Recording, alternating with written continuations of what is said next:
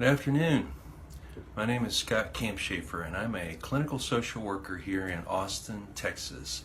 And I wanted to talk to you today about how porn use can cause conflict with couples.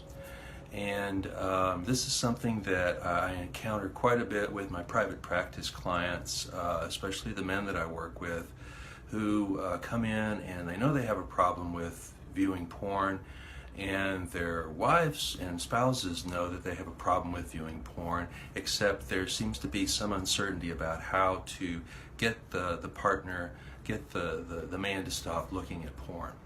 And this causes a lot of conflict with couples, because typically when a client comes into my office, they and their spouses are at the end of their ropes.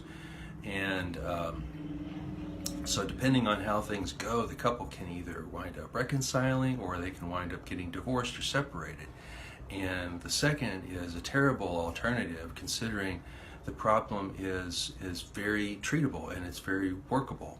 But one of the things that I wanted to talk about today, and I'm not talking so much necessarily to the male clients as maybe the female spouses, talking to both people, but one of the things that seems to be something that is used often as a last-ditch desperation measure by the spouse to get the partner to control their porn use is giving them some kind of ultimatum, like, if you look one more time at porn, you're out of the house, and I'm going to be done with you, we're getting a divorce, everything's over.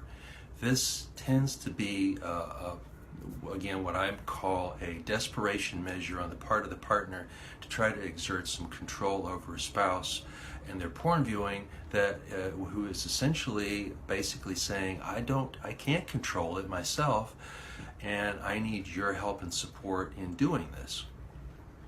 And the key term there is support, because the spouse, as much as they can support their partner in decreasing and eliminating the porn use, the better. But if they have to resort to threats, manipulation, ultimatums, then that suggests that they're just at the end of the rope. Not that the ultimatum is going to solve it, the problem, but it just is a symptom and a sign that things have come to a head. And the thing that I think is important to be aware of is that for both partners, especially if the one offending partner who's been viewing the porn comes in for treatment, that suggests that they realize and acknowledge that they have a problem, just like their spouse agrees that they have a problem, and that they don't want it to continue. And that suggests that it's one of the couple's shared values that, we don't look at porn, at least in the way that it's being viewed at this stage of the game. So that's great. That's important, because if the shared value is not there, then really any attempts at controlling or reconciling are still going to run into this impasse, because neither or both of the partners don't agree on the shared value of not viewing porn. However, if the couple agrees that it's okay to view porn, but the circumstances are such that it's not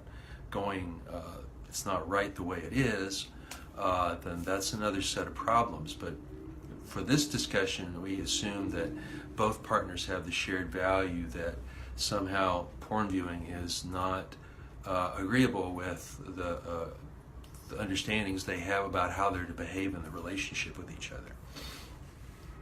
The third thing I want to bring up is that it is important to realize that the couple themselves can need support, and that's why support groups and counseling, not only for the offending partner, but also for the partner who is suffering because of the porn use. Both are suffering, obviously, when they come in for treatment.